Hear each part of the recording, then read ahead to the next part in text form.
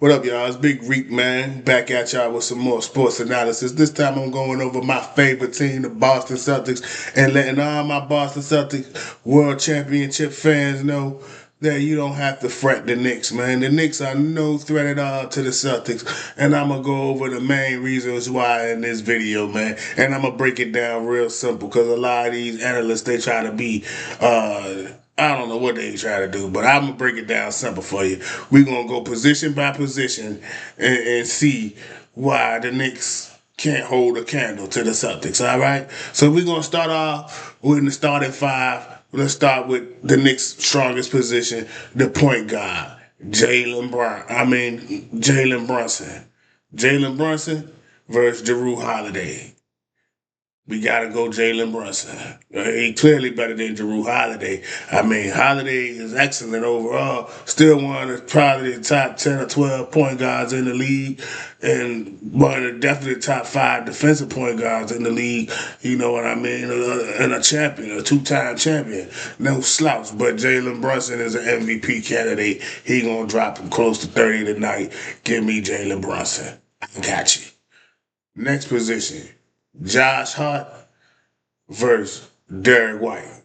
Now, to the uneducated fan, some of y'all might think it's Josh Hart because he gets some rebounds, but nah. There's no way Josh Hart is better than Derek White. Derek White averaged 15 points a game. Josh Hart 9 points a game. Derek White averaged 5 assists a game. Josh Hart 4 assists a game. Derek White averaged 1 block per game as a 6'4" guard. The only other 6'4" guard to ever do that in the history of the NBA is Dwayne Wade. He's a all NBA defensive teamer.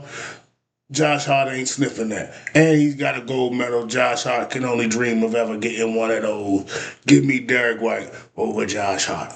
Then we go into the forwards. Mikal Bridges averaged 19 points on a Doodle Nets team last year that did nothing and disappointed. Jaylen Brown averaged 23 points a game on a team that won the championship, and he was the Finals MVP as well as the Eastern Conference MVP. You tell me who's the better player. I think I'm going with Jaylen Brown. OG Anunoby versus Tatum. Is this even a discussion? We're just going to go to the next position because we know that Tatum, the all-time NBA playoff leader in points for players 26 and under. And each year that he goes, he going to be the all-time playoff leader for that age. So come year 27, he'll had the most points for a player 27 and under in playoff NBA history. When he get to 28, he'll have more points than any player 28 and under in NBA playoff history. This guy's an historic player that doesn't get his just due. So like I said, Tatum over OG Anunoby. And then on to the Knicks big acquisition or newest one, Karl Anthony Towns. I got news for y'all. Towns is a nice player, but he's got nothing on the likes of Porzingis. Want proof? Look at what Karl Anthony Towns did when he played against Dallas. Flamed out, didn't do nothing, crapped the bed. That's why they traded him. Porzingis, on the meanwhile, hadn't played in 20 games, came back and dominated Dallas like they won nothing, and was damn near the MVP of the finals. So you tell me who you'd rather have. We already know that Porzingis is the superior defensive player, and why Karl Anthony Towns may be a tad bit better offensively in the clutch. Give me Porzingis all day long. So that's 4 out of the 5 starting positions going to the Celtics, yet we're supposed to be afraid of the Knicks. Then let's go to the bench. Deuce McBride versus Peyton Pritchard. I think I'm going with Pritchard. And after that, I don't even know who the Knicks got coming off the bench. Is it got Don Dottier or who else they got, man? Who else they got at the forward? We got the best goddamn 3-point shooting forward off the bench in the NBA in Sam Hauser. 45% from 3. Then at the center, they got Mitchell Robinson We got Horford, we got Luke Cornett, and a plethora of other bum dudes to take up the goddamn space in the middle.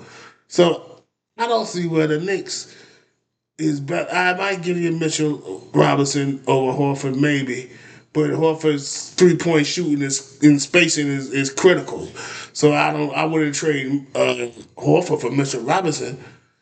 So I got the Celtics pretty much better than the Knicks out of seven out of the eight positions.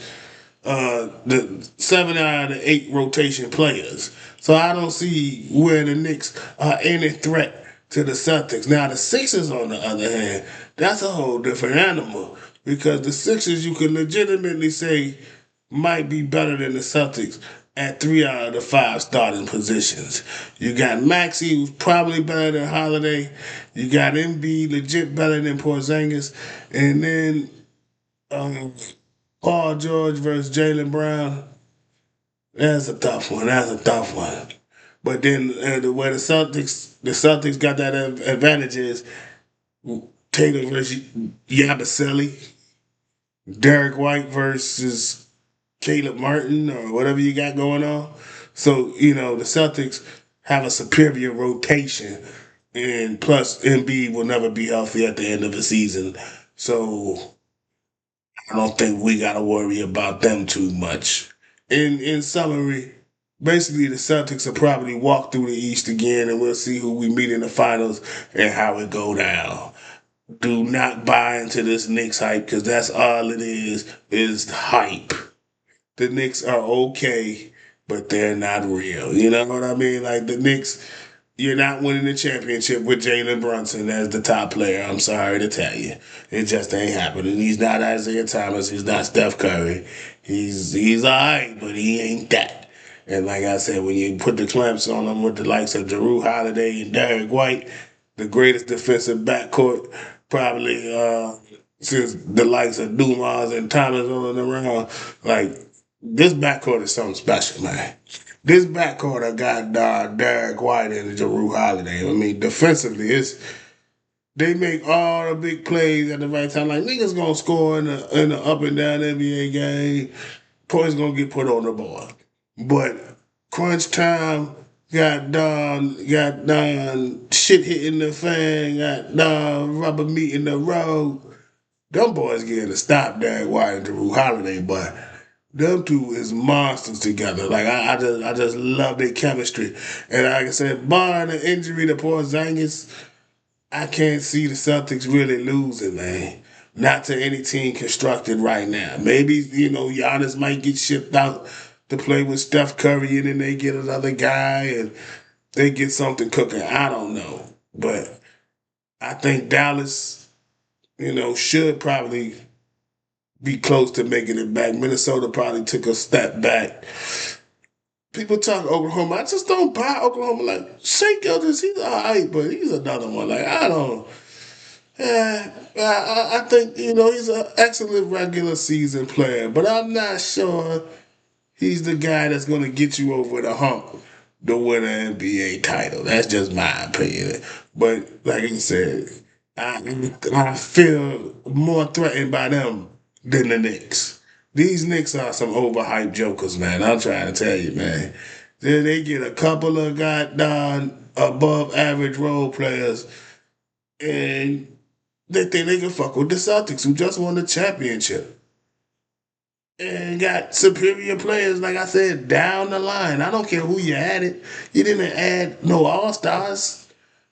All the niggas they added was not All Stars. You got OG Anunoby, Mikal Bridges, I guess Cat's borderline, but they not no every year All Stars. Tatum and Brown is every year All Stars, man. You know what I mean? Porzingis should be an every year All Star. He's that good.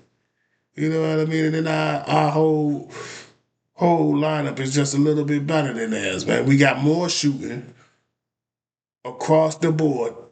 Like Hart and Brunson at the end of the day is below average 3-point shooters. They can get hot and make some. But Holiday and White is 40%. Jaylen Brown, 40%. Porzingis, close to 40%. Tatum, 36, 37%. Like to get you up to 40, but he's the volume scorer. Pritchard, 40%. You know what I'm saying? All these guys is 40% from three, man. There's no way that the Knicks got enough to challenge the Celtics this year, man.